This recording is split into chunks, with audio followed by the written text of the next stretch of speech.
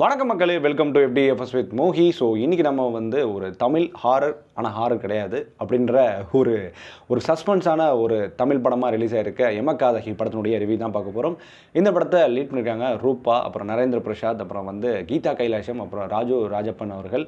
And இந்த படமானது இயக்கியிருக்காரு பெப்பின் George Jayaseelan அவர்கள். So இந்த படம் பார்த்திங்கன்னா நிறைய பேருக்கு ஒரு புதுவிதமான அனுபவத்தை கொடுக்கறதுக்கான சான்ஸ் இருக்க வாய்ப்பு இருக்குது. அந்த மாதிரியான படத்தினோட நரேஷன் அமையுது. ஸோ இந்த படத்தை டீட்டெயில் ரிவ்யூக்கு போகிறதுக்கு முன்னாடி இந்த ரிவ்யூ உங்களுக்கு பிடிச்சிருந்தா மறக்காமல் லைக் பண்ணுங்கள், கமெண்ட் பண்ணுங்கள், ஷேர் பண்ணுங்கள், சேனலில் சப்ஸ்கிரைப் பண்ண மறந்துடாதீங்க. வாங்க நம்ம ரிவ்யூக்கு போகலாம். ஸோ எமகாதகி இந்த டைட்டிலே இந்த கேரக்டரோட எஸ்டாப்ளிஷ்மெண்ட் உங்களுக்கு புரிஞ்சிருக்கும். எமகாதகி நம்ம எதுக்காக சொல்லுவோம், அவள் கிடக்கிறான் எமகாதகி, அவள் இருக்காளே பயங்கரமான ஒரு அடமண்ட் அப்படின்ற மாதிரியான ஒரு கதை தான் அப்படின்னு கூட சொல்லலாம். ஸோ தஞ்சாவூர் மாவட்டத்தில் இருக்கிற ஒரு கிராமத்தில் ஒரு பெரிய வீட்டுக்கோருடைய ஒரு ஆள் தான் இந்த பொண்ணு தான் பார்த்திங்கன்னா ரூபா. அவங்க பார்த்திங்கன்னா அவங்களோட அப்பா அம்மா தான் கீதா கைலாஷம், அப்புறம் ராஜு ராஜப்பன். இவங்க ரெண்டு பேரும் அப்படியே அமரன்லேருந்து படம் நடிக்க முன்னாடியே வந்தாங்க போல். ஓகே, அவங்களோட பொண்ணுங்க தான், இந்த பொண்ணு தான் ரூபா. அவங்களுக்கு மூச்சு திணறல் ப்ராப்ளம் அடிக்கடி இருக்கும். ஸோ அவங்க பார்த்திங்கன்னா ஒரு கட்டத்தில் இறக்குறதுக்கான சான்ஸ் வந்துடுது. ஸோ இறந்துரும் செஞ்சிடறாங்க. அப்படின்னு தான் ஊருக்குள்ளே இவங்கெல்லாம் தெரியப்படுத்துகிறாங்க. அதாவது ரூபா மூச்சு திணறி தான் இறந்துட்டாங்க, சின்ன வயசுலேருந்து ப்ராப்ளம்ன்ற மாதிரி ஊரை நம்ப வச்சுட்டாங்க. ஸோ அதனால் எல்லோரும் அழுது கிழுது அப்படின்னு சொல்லிட்டு கிளம்பும் போது சரி டெட் பாடி எடுத்துகிட்டு போகலாம் அப்படின்னு பார்த்தா டெட் பாடியை தூக்க முடியல. அங்கே தான் படத்தினோட ட்விஸ்ட்டே ஆரம்பிக்குது. ஸோ டெட் பாடி தூக்க முடியல. டெட் பாடி தூக்க முடியாமல் என்னென்னமோ பண்ணுறாங்க, கட்டில் உடைக்கிறாங்க, கட்டில் உடையுது. ஸோ ஆனால் எப்பேற்பட்ட எவ்வளோ ப்ரெஷர் பண்ணாலும் அந்த டெட் பாடி மட்டும் தூக்க முடியல. இதுக்கான பின்னணி என்ன, அதேமாதிரி வீட்டுக்குள்ளே ஒரு டோர் ஓப்பன் பண்ணாங்கன்னு சொல்கிறாங்க, அதுக்கான பின்னணி என்ன அப்படின்ற கதைகளை நோக்கி தான் இந்த படத்தினுடைய கதைகளும் அமரப்படுது. ஸோ இந்த படத்தினுடைய பாசிட்டிவ் அண்ட் நெகட்டிவ் பற்றி பேசியே ஆகணும். ஸோ இந்த படத்தினுடைய பாசிட்டிவாக நான் பார்க்குறது, இந்த படம் வே ஆஃப் ஸ்டோரி டெல்லிங் கொஞ்சம் நல்லாவே இருந்தது, ரொம்ப நேச்சுரலாக இருந்தது. மிக முக்கியமாக தஞ்சாவூர் மாவட்டத்தை அந்த வட்டாரத்தில் எடுக்கப்பட்டனால ரொம்ப நேச்சுரல் வே ஆஃப், எல்லாருமே ரொம்ப நேச்சுரலாக இருந்தாங்க. ஸோ நேச்சுரலாக இருந்தாங்க தாண்டி நம்ம அந்த கதை களத்துலையும் அந்த கதை இருக்கிற இடத்துலையும் நம்ம போய் இருக்கிற மாதிரியான ஒரு ஃபீல் கொடுக்குது. அதுக்கு சினிமோட்டோகிராஃபி ஒரு முக்கியமான அங்கம்னு கூட சொல்லலாம். ஸோ சினிமோட்டோகிராஃபியாக இருக்கட்டும், இந்த படத்தினுடைய மியூசிக்கல் சைடாக ரொம்ப அழகாக பேலன்ஸ் பண்ணியிருந்தாங்க, அதையும் நம்ம பாராட்டலாம். And moreover screenplay கொடுக்கப்பட்ட விதம் ரொம்ப கொஞ்சம் என்கேஜிங்காகவே இருந்தது. ஆஹா ஓஹோன்னு என்கேஜிங்காக இல்லைனா கூட பரவாயில்ல, படத்தில் நம்மளை உற்று நோக்கி கவனிக்கிற அளவுக்கு இந்த படத்தினுடைய ஸ்க்ரீன் பிளே அமைஞ்சது, அது நம்ம பாராட்டே ஆகணும்.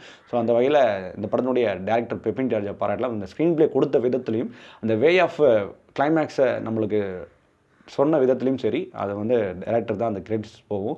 அதேமாதிரி இந்த படத்தில் நிறைய ஜம்ப் கட் சீக்வன்ஸ்லாம் இந்த ட்ரெய்லரில் காமிச்சிருந்தாங்க. ஆக்சுவலி இந்த படத்துக்கும் நான் சொல்ல விரும்புறது என்னென்னா, தயவுசெய்து இந்த படத்தினோட ட்ரெய்லரை பார்க்காதீங்க. ஒரு எப்படி சொல்கிறதுனா, ஒரு ஸ்பாய்லரே இந்த படத்தில் இருக்குது. ஸோ அந்த ட்ரெய்லரை அவாய்ட் பண்ணிவிட்டு இந்த படத்தை பார்க்கும்போது உங்களுக்கு கொஞ்சம் ஒரு வித்தியாசமான அனுபவத்தை கொடுக்கறதுக்கான சான்ஸ் இருக்குது.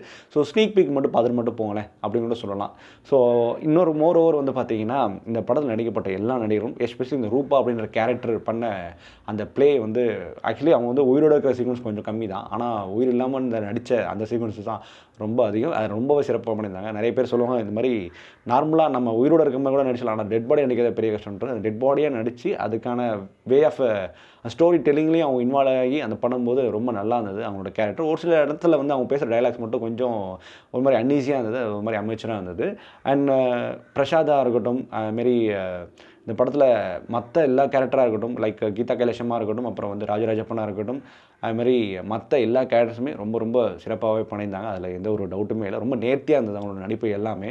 அதுமாதிரி படம் சொல்ல வர விஷயமும் சரி, ஃபெமினிசம் பேசுகிறோம்ன்ற மட்டும் இல்லாமல் பெண்களுக்கு இந்த உலகத்தில் என்ன மாதிரியான விஷயங்கள் நடக்குது, இந்த பெண்களை எப்படி பார்க்குறாங்க, எப்போவுமே எந்த ஜாதியோ எவ்வளோ பெரிய இடத்துக்கு போனாலும் பெண்கள் எப்பவுமே கீழே தான் இருக்காங்க. அது மாதிரி முக்கியமாக ஒரு டிஸ்கஷன் உள்ளான படமாகவும் இந்த படம் அமையுது. அது படம் பார்க்கும்போது உங்களுக்கு தெரியப்படும். ஸோ ஒரு நல்ல ஒரு டிஸ்கஷன் தான், ஒரு ஹெல்த்தியான டிஸ்கஷன் வச்சுக்கோங்களேன். இதனால் நிறைய பேருக்கு நிறைய விஷயங்கள் மாற்றங்கள் ஏற்படலாம். அதுக்கான மூலக்கூறுகள், அதுக்கான விஷயங்கள் எல்லாமே இந்த படத்தில் நிறைய இன்புட்ஸ் பண்ணியிருக்காங்க, அதை பாராட்டக்கூடியது. அந்த வே ஆஃப் நரேஷனே ரொம்ப நல்லா இருந்தது. அதுமாதிரி படத்தில் நிறைய ஜம்ப் கட்ஸ்லாம் இருந்திருக்கு, பட் இருந்தாலும் அது பெருசாக ஸ்கேரியாக அமையலை.